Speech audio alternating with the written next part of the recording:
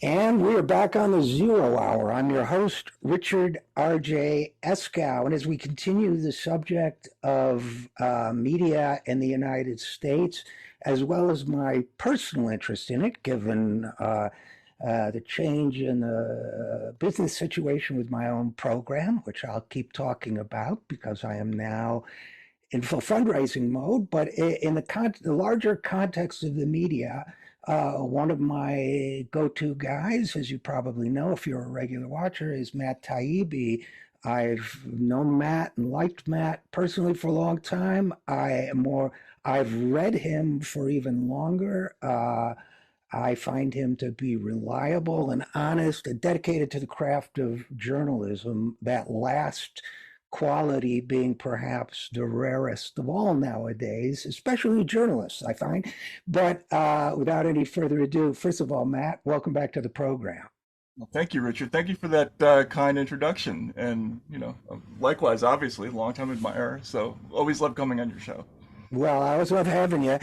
And, there's obviously a lot to talk about with media. But as always, uh, I guess where I start in that, particularly, when I read Racket News, which is your site. Racket is a great name, by the way, because of the double meaning, uh, which is what, racket.news? Is that the URL? Yeah. Uh, uh, one of the things you've obviously been covering is I forget what you and Michael Schellenberger and a couple other folks call it, but the censorship industrial conflict Complex. complex, right? Isn't it? Isn't that it? And it's very interesting to me because I always go back to not to get all high flown about it, but I do always go back to Voltaire, and I think it was Voltaire who said, I despise what you say, but I will defend to the death your right to say it." This used to be, as you've talked about a lot in your writing and elsewhere, a mainstream opinion, especially among American liberals or Oh my. leftists. Um, and that seems to me to be totally gone. You just had the other day, another appearance in front of Congress. And it seems to me that once again, the look, I don't expect a lot from the Republicans. I think the fact that they've stood up for you and some other folks on this and given you a respectful listen is in this weaponization committee is good. I'm sure being politicians, they have their own reasons for doing it that aren't just altruistic, but that's true of every politician. But what stunned me and continues to stun me about all this is that by and large, institutional Democrats and many, many members, rank and file Democrats, seem to have completely lost interest in the topic of free speech for its own sake. And I suspect you agree, but if you disagree, this is your opportunity to say so. Oh yeah. No, I not only do I agree with that, I had kind of an epiphany during the hearing last week. Michael Schellenberger of Public, with whom I worked on the Twitter files, we had strategized a little bit going into the hearing about what we were going to say, and we've been very upset that we haven't been able to break through to the kind of traditional ACLU liberal. We know those people must be out there because we grew up with them. We went to school with them, or at least I did. And the folks who followed the Parents Music Resource Center scandal and watched the People versus Larry Flint and cheered on NWA. Think about this, Richard. When NWA put out that F the Police song, the FBI sent one letter to Prestige Records basically saying, "Hey, this isn't so good for law enforcement. Maybe you should reconsider." And there was a huge to do about it. Uh, Right. like it was a sort of cause célèbre among liberal Americans. The Twitter files finds not one letter from the FBI, but sort of systematically thousands of them, right, about every conceivable kind of topic. And you cannot find a single member of the caucus to speak out on the issue, even the ones who I suspect still feel that way, like Rohana. Mhm. Um, you know, Well, so clearly there's I'm sorry to interrupt, but clearly there is a very strong culture now in place that those who might agree with those sentiments, whether it's alienating funders, I mean, it seems to me the ACLU is, which famously defended the rights of Nazis to march in Skokie, Illinois, which had a heavily, I think, Polish population that had been affected by Nazi Germany. Defended, I think they've changed their tune a bit. Maybe they're going back to where they were, but I think a lot of these politicians and institutions follow the donor money for one thing. But it seems to me, and I wanted to get your thoughts on this, that it's also cultural. That the difference between now and the NWA controversy. Uh, and by the way, my dad, who was a junior college president, got in a lot of trouble because the students wanted to invite George Lincoln Rockwell, who was then the president of the American Nazi Party, to speak, not because they endorsed him, but to hear what a person like that has to say. And he defended them on free speech grounds, so almost lost his job. But that's the older generation, right? They're gone now. And it seems to me that there's a culture of tribalism in play now. And I mean, I run afoul of it all the time when I bring up this stuff and talk about free speech issues.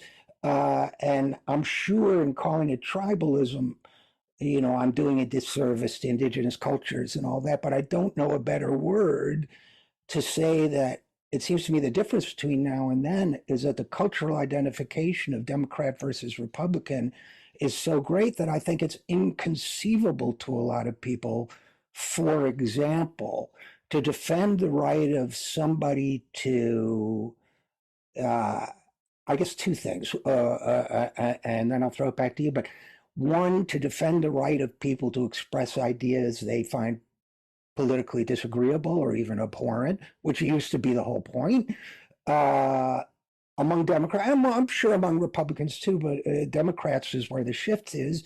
So there's that, and the sort of de-Voltairizing of a Democratic Party culture. And then the other piece of it is that, as Thomas Frank and others have written, the Democratic Party has become a party of professional, elite, educated people, and so I think COVID was a turning point because there were ideas that challenged the scientific consensus. And while I understand the desire to protect lives, and that maybe the scientific consensus is a way to do that, when you cross the line into censoring scientists, you talk about Dr. J. Bhattacharya, who is a Stanford, I believe, medical scientist or something, uh, medical uh, professor. who is censored. Um, your The culture of professional insiderism, as well as the culture of Team Blue, seems to me to be a factor. But I don't know. That's my take on it. What do you think? So I think I would have agreed wholeheartedly with that. And part of it I still do. I think one of the things I testified about last week, in a kind of a vain effort to try to reach out um, to Democrats, was to point out the class nature of this whole thing. That this is basically exclusively affluent professional class America, insisting upon a closed door credential system whereby, sort of groups of institutions, the military, intelligence related groups, the Global Engagement Center under state, they work with academic institutions, the media, but it's all sort of upper class Ivy League types. You cannot be involved in the censorship effort or anti-disinformation and be like a working class ordinary person. Like that's just not possible. So ultimately, you're talking about a tiny group of people who are designing the algorithms that are going to decide who gets to be heard and who doesn't get to be heard. Now, I think that's part of the picture But in the last year or so of having to research this story a lot, we continually find that the roots of this go back to the war on terror. A lot of these groups that are doing anti-disinformation work uh, have their genesis in the post 9/11 growth of the security state. A lot of the institutions that do this work exclusively began as counter disinformation groups that targeted Al Qaeda and ISIS. And they eventually sort of made this switch that one former Joint Terrorism Task Force official described to me as CT to CP, which is counterterrorism to counterpopulism. And you see this, we built this kind of gigantic extra legal machinery to go after propaganda by ISIS and Al Nusra and all these other groups. And then after a series of incidents, beginning with Tea Party, Occupy, the Arab Spring, then it's Brexit, Trump, Jeremy Corbyn, the Sanders movement, all those things convince people in the national security and foreign policy establishment that we have to start using these tools domestically. And that is when you see the switch. And what is so scary about this is they don't particularly distinguish between, let's say, an outraged political electoral movement in the United States or in Britain and a terrorist group overseas. Like the machinery is the same in both cases. The Democratic Party has just become kind of like the establishment party at this point. You might have still had some bipartisan elements of it if Donald Trump had not swept in 2016 and obliterated what was left of the Bush neoconservatives. Now, basically, you see this sort of polarity where it's one group of politicians, sort of neoliberal, neoconservative politicians, manning all of these groups and seeing all these belligerents around them as linked in a way. Everything from Viktor Orban to Modi to Trump to anti-vaxxers, they're all threats. They're all categorized in the same way. And I think that's kind of important to understand. Like, yes, the cultural thing has happened. There have been lots of changes about how we think about speech. But more importantly, it's coincided with this collapse in trust in institutions in America, in the functioning of the sort of establishment two-party system. We've seen all these uprisings, electoral and otherwise, all over the world, and this is part of the machinery that they've wheeled out in response. And I think they're not wrong on some level, right? Like, a lot of these uprisings and political movements would not have been possible without Twitter and other platforms like it, because free media works. Well, it's so interesting, Matt, because there are two dimensions to that. Yes, they work, but they wouldn't be working this way if you had, and this is where my political ideology comes in, but I think it's right because it's mine. You wouldn't have the tinder for this, social media wildfire if you had a system that was working for the majority of people. There were some political scientists who did a study, I think it was after Trump, I think it was 2018, 2019, where they surveyed people in Western European countries and North American countries. So, quote unquote, developed world, as it used to be called. And they found that, among other things, that more than a third of the people they surveyed were more than willing, I'm going to seriously paraphrase from the political science language, but this was the gist of it. For example, were more than willing to knowingly pass on misinformation if it was emotionally satisfying or pissed off the people they thought were running the world, for one thing. But they used a striking phrase. They said that this subset of the population, mostly working class, mostly middle, lower income rather, lower at 50%, below the 50% mark. The phrase they used, they were Dutch or something, was the sentiment they expressed was they wanted to burn down the political cosmos, the democratic cosmos. They want to burn it down. And that, to me, what was missing from their analysis is, to me, that's a rational response to a system that's screwed you for decades, right? So, from a political point of view, there are two ways to respond to that. You can meet their needs and hear them out, or you can try to suppress those voices. And it seems to me, or you can exploit their frustration. My take, Trump exploited the frustration, and the Democrats are trying to suppress the voices, or maybe throw a little bit of what people need. But telling people that the economy is good when they don't think it's good is Exactly. you know, and so what what goes along with it is all of a sudden populism became a dirty word after 2016. The populist movements of the 19th century were progressive, they were enlightened, they paved the way for all sorts of things we take for granted now, retirement income, minimum wage, or those types of things. But populism became a dirty word, which means democracy is a dirty word because populism is what's popular, right?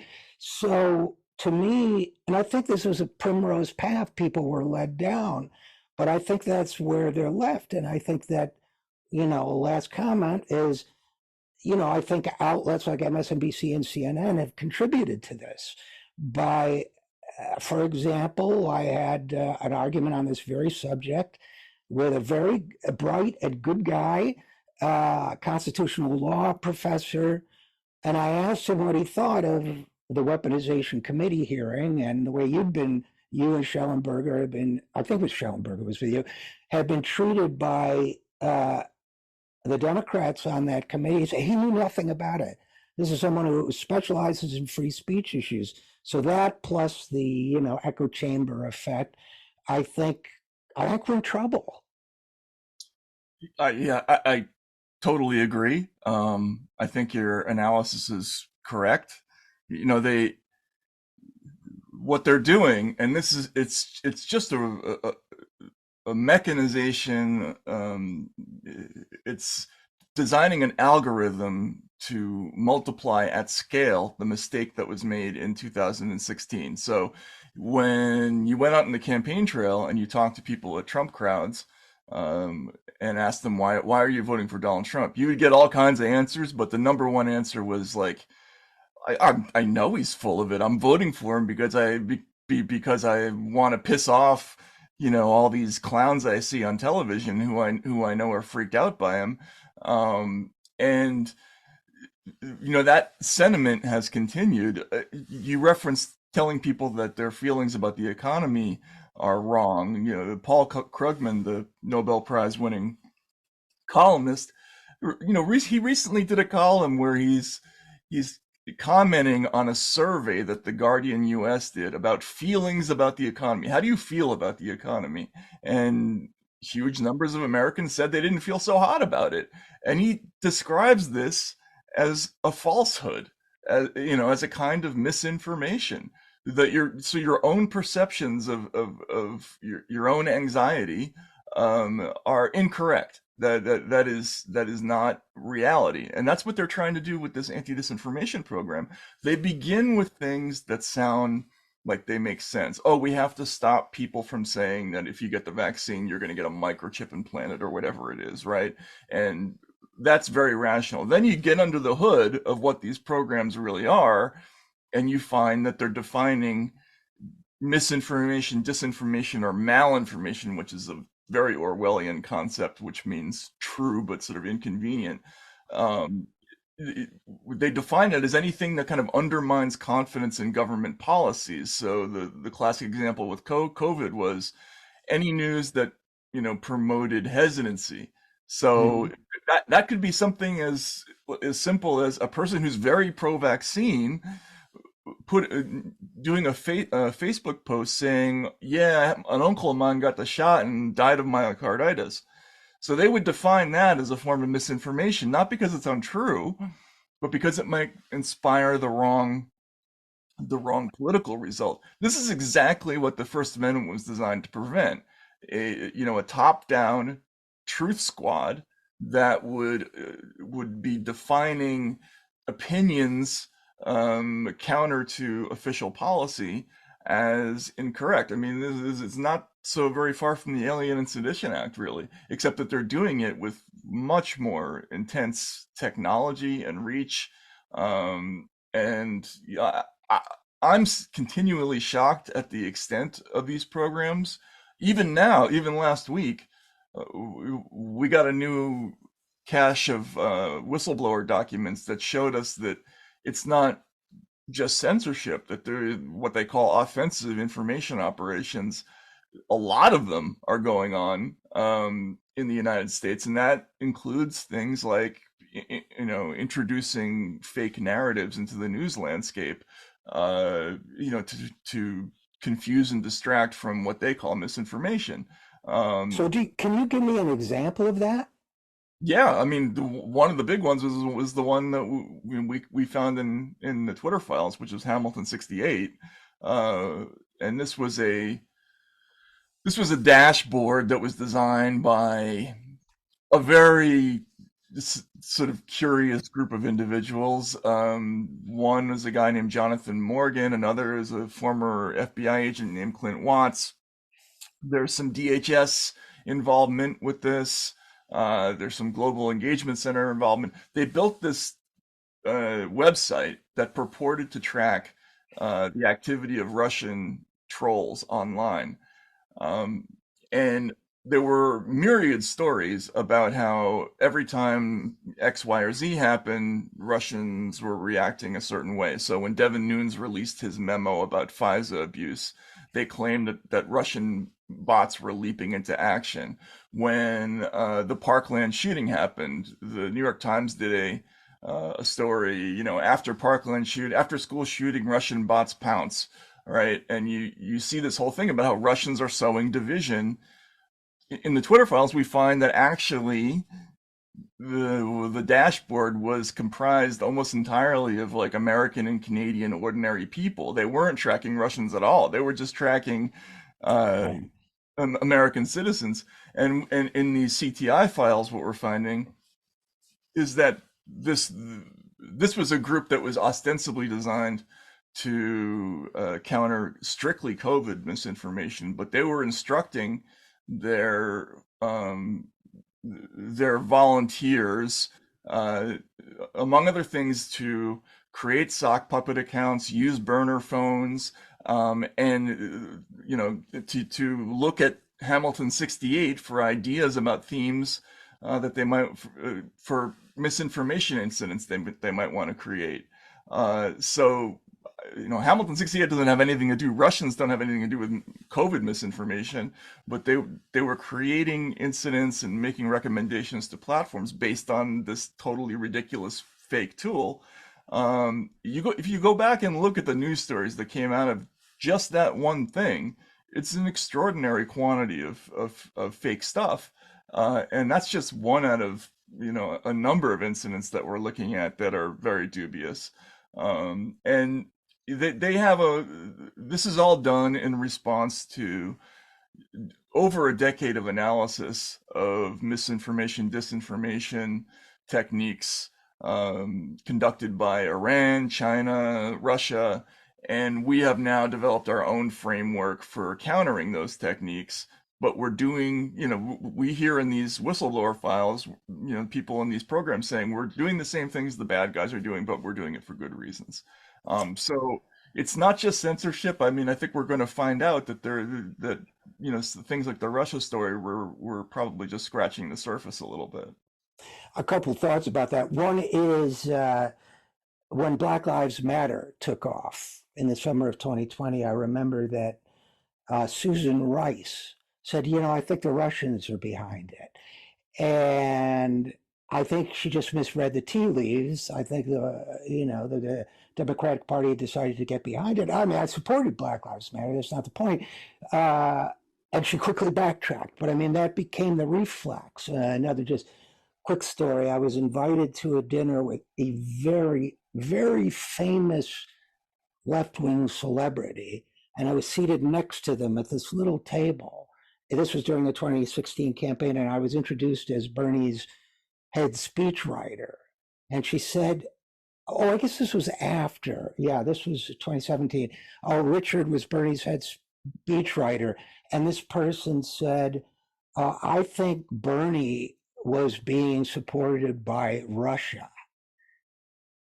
And Right.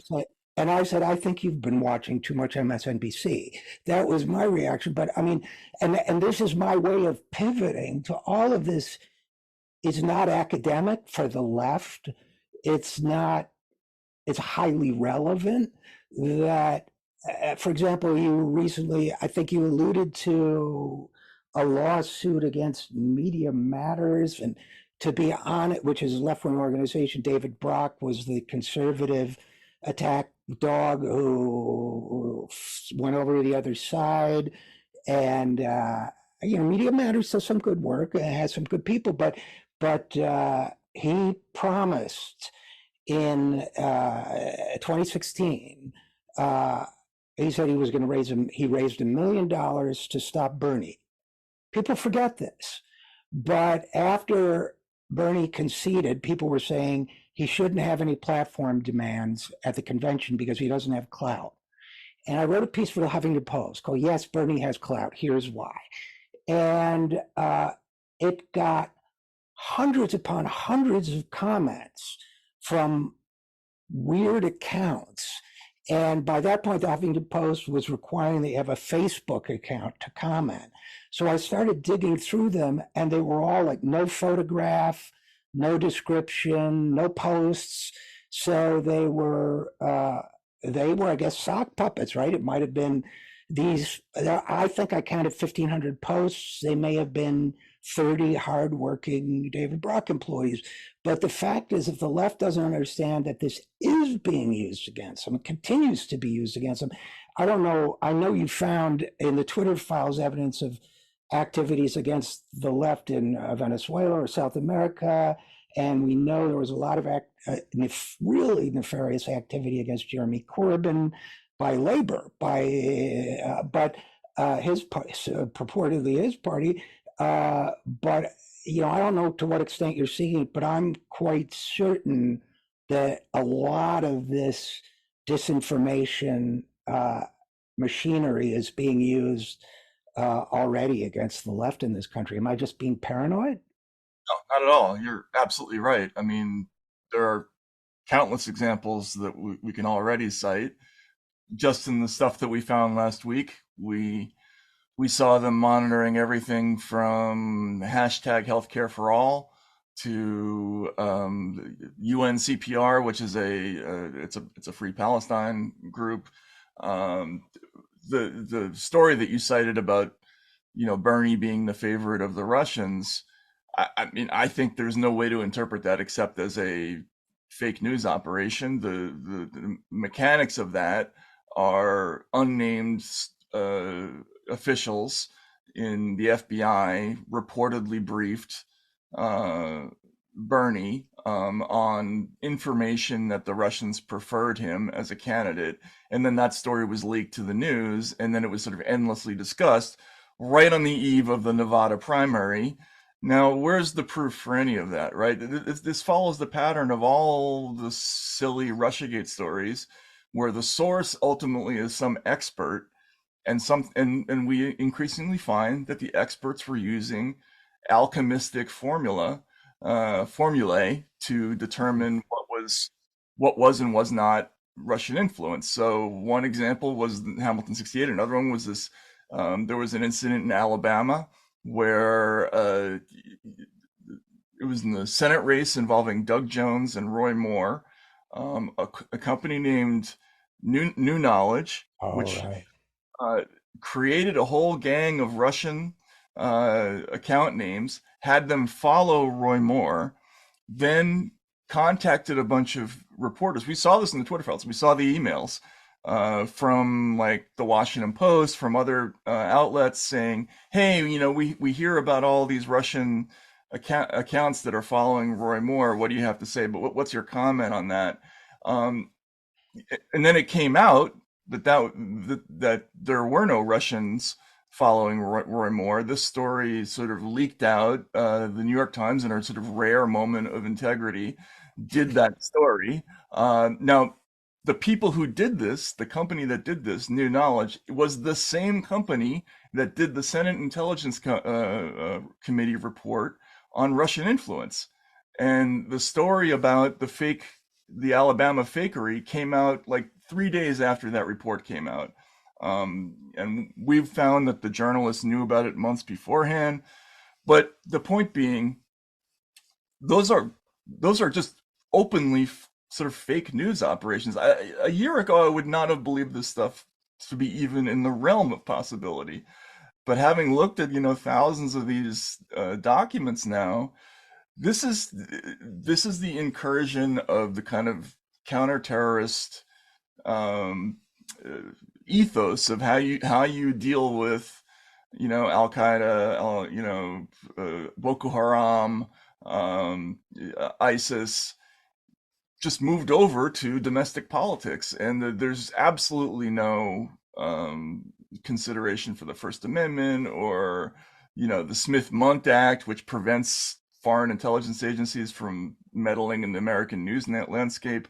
There's just this stuff is just happening, in addition to the censorship, which is done by proxy, but it's still very real, and it's quite scary. It's really scary. And I guess in conclusion, I mean, there's so much more we could talk about with all this stuff. Um, what's your plan? I'm going to keep fighting this stuff in every way I can, including trying to help people understand that misinformation and censorship are bad, but are horrible, but misinformation and censorship enabled by new forms of technology takes it to a level we can't even imagine, right? So like I sometimes call it Ma Bell with mind control, because Ma Bell was the term for a Bell telephone when it had a monopoly on phone systems all across the United States, and it was broken up. Too much power for one organization. Now we have social media companies, communication companies, under being influenced to a certain degree, and some people think 35% censorship or misinformation is enough, to quote from your congressional hearings. But the mind control part is, yes, theoretically, Bell Telephone could have prevented me from calling you, uh, or knowing that you tried to call me. But we're now at a level where it can, you might get a call from me, but it's not me. We might have a conversation, but I might tell you something in it that gets removed and you never know it's gone. I mean, it's a level of manipulation we can't even imagine. Ed Miliband, who was leader of the Labor Party at one point, uh, a story came out very obscure but very important, didn't get a lot of coverage, that his opponents in the Labor Party actually manipulated his social media feed and that Hmm. of his senior advisors. Do you know about this? No, no. uh, I'll write about it again. He manipulated social and that of his senior advisors to make them think that there was more support for a certain political position than there really was. Uh, and this was 5 years ago, 6 years ago. This is the kind of thing we can do now. So I guess I'll try to keep talking about it from the information angle, but as well as the rest of it. Not to mention what we're seeing of censorship over, whether it's Palestine, Gaza, contrary opinions on Ukraine, what have you. But what's next for you? I mean, I'm just gonna keep hammering away at this story. In sort of my past career, I spent a lot of time um, not breaking a lot of news, but more doing kind of explanatory uh, exposition, right? So, how do mortgage-backed securities work? Right. You spend a lot of time on stories like that, and there's a lot of journalism that goes into that. You have to actually talk to the people who do this stuff and dive into the mechanics.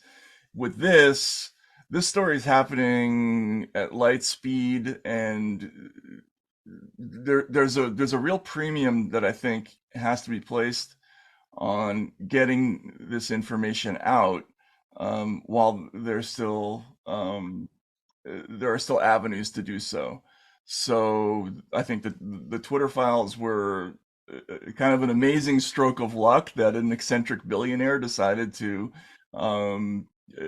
throw the weight of that platform behind amplifying uh, the existence of communications between the FBI and Homeland Security and these platforms. There's not a that door is going to be closed now, but there are still a number of congressional committees, yes, headed by Republicans, but I think they're kind of motivated by more sort of old school libertarianism for the time being on this issue. Uh, Got to take advantage of that. They're still doing investigations. They're issuing subpoenas because I think in their mind, what's behind all of this is an effort to politicize these tools. I think it goes beyond that, honestly. I think that ultimately this is not really about Republicans or Democrats, but it's about uh, sort of the establishment versus everybody else.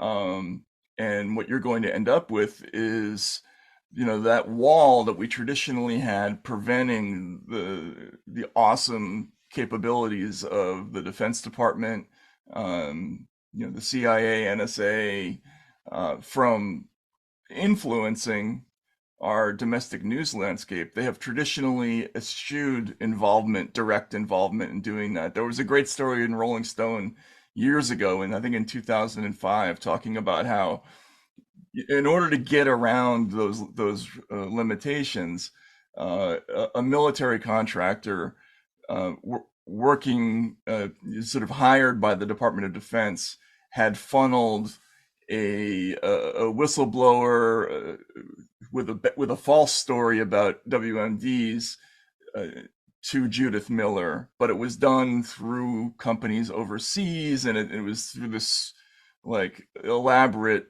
circular route. But that's one of the ways they used to do it. They used to plant fake stories overseas, and they would trickle back to the United States. Now the walls preventing them from doing that at home are kind of gone.